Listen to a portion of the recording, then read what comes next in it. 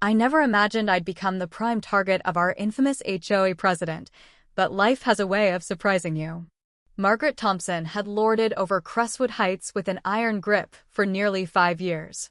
A woman in her mid-50s, with a perpetually pinched expression and a signature blonde bob streaked with bold highlights, she seemed to thrive on the authority her position granted. Most neighbors either dreaded her or steered clear entirely. Unfortunately, I had become her latest fixation. It all began 3 months ago when I replaced my water-hungry lawn with native wildflowers. Despite securing proper approval from the Architectural Committee and adhering to all guidelines, Margaret took it as a personal affront. "Those weeds are dragging down property values," she declared during our first confrontation, her voice thick with contempt as she stood on my doorstep, clutching her ever-present clipboard.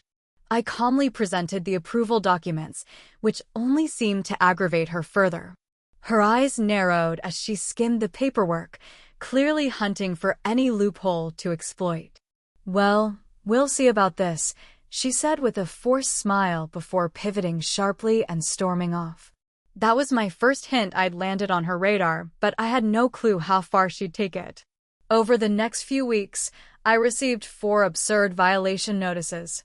My trash can was visible too long after pickup, by which she meant 45 minutes. My garden hose was improperly stored during a 10-minute watering break. My front porch doormat wasn't from the approved color palette. Each time, I responded with photos proving compliance or debunking her claims, copying the entire HOA board on my emails.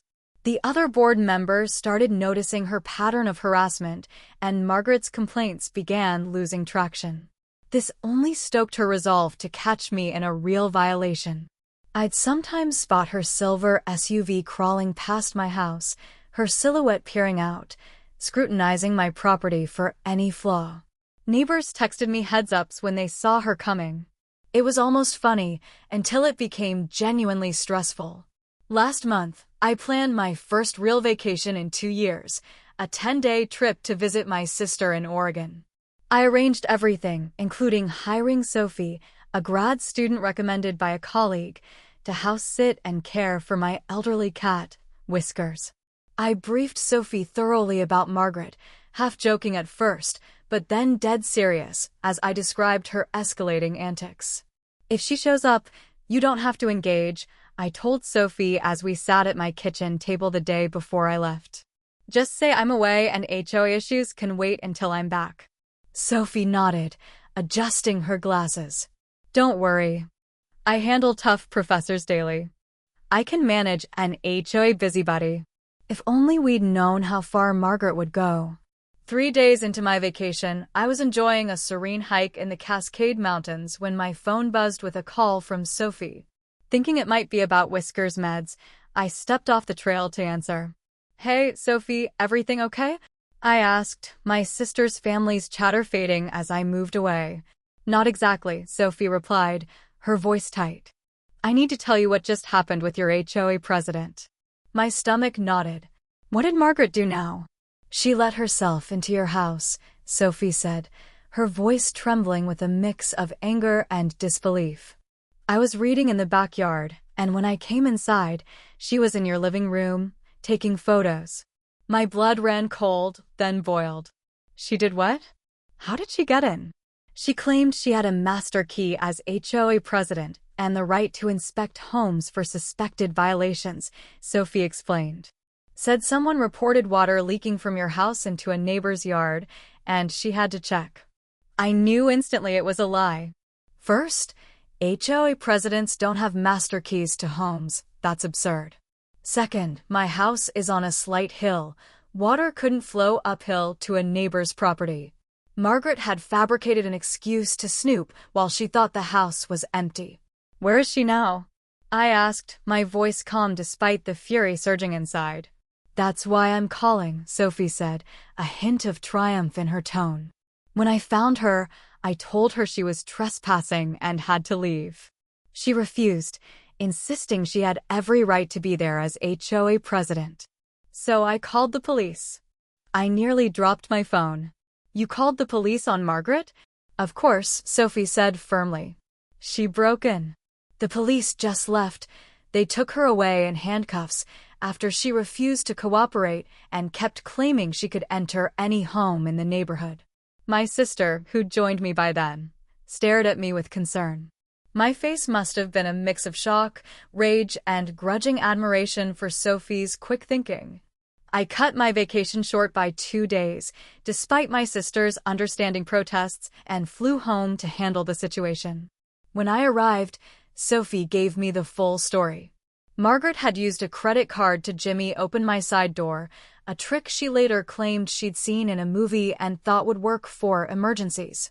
The responding officers gave her multiple chances to leave peacefully, but Margaret launched into a rant about her HOA authority, citing non-existent bylaws that supposedly allowed her to enter homes. The police weren't impressed, especially when Sophie showed them my texts stating no one but her was allowed inside.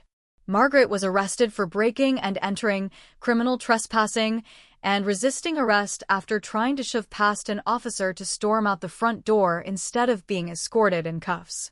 The next day, Detective Harper, who was handling the case, called me. She revealed that Margaret's phone contained photos of the interiors of 3 other Crestwood Heights homes, all taken while the owners were away on trips. Margaret had been conducting these illegal inspections for months, keeping meticulous notes on supposed violations and personal judgments about residents' belongings and lifestyles. This isn't just an HOA issue, Detective Harper said, her tone laced with disgust. This is a pattern of criminal behavior. We're charging her with multiple counts of breaking and entering, trespassing, and invasion of privacy. Given her position of supposed authority and the number of homes involved, the DA is taking this very seriously. I attended Margaret's arraignment, partly out of curiosity and partly to see justice served. The courtroom was packed, word had spread, and many residents, some of whom had endured Margaret's wrath, showed up. When Margaret entered in an orange jumpsuit, she was unrecognizable from the haughty figure who'd patrolled our neighborhood with her clipboard. Her highlighted hair was limp, her face bare of makeup, making her look older and diminished. She avoided eye contact until she spotted me in the gallery. For a moment, our eyes locked, and I saw a flicker of defiance mixed with fear. The judge set her bail at $50,000, citing the serial nature of her crimes and her abuse of community trust. As the charges were read, 12 counts of breaking and entering, trespassing, 1 count of resisting arrest, and multiple privacy violations, Margaret's shoulders sagged with each new accusation. Her overworked public defender grew visibly grimmer as the prosecutor outlined how Margaret had used her position to bully residents while violating their privacy. The most gratifying moment came when the judge addressed Margaret directly. "Ms. Thompson, you fundamentally misunderstood your authority and the rights of your neighbors. An HOA president is not above the law and has no right to enter private homes without explicit permission. You face up to 5 years in prison and fines potentially exceeding $25,000. At those words, Margaret's facade crumbled. Her face contorted, and she let out a choked gasp that echoed in the courtroom. "But I was just enforcing the rules," she protested faintly. "The bylaws say, the bylaws," the judge cut in sharply, "do not override state law or the Constitution, Ms. Thompson.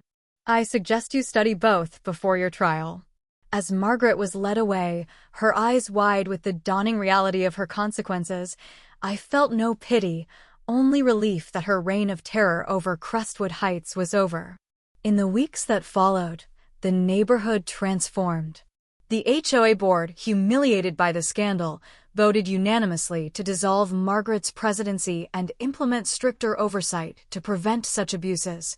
A new president, a kind retiree named Ellen, was elected, promising transparency and fairness. Residents began speaking openly about their experiences with Margaret, and a sense of community emerged from the shared ordeal. For me, the ordeal was a stark reminder of how unchecked power, even in something as mundane as an HOA, can spiral into chaos. I resumed tending my wildflower garden, now free of Margaret's scrutiny, and Whiskers purred contentedly as life returned to normal. Margaret's trial looms, but her grip on Crestwood Heights is gone for good, a clear and final end to her tyranny.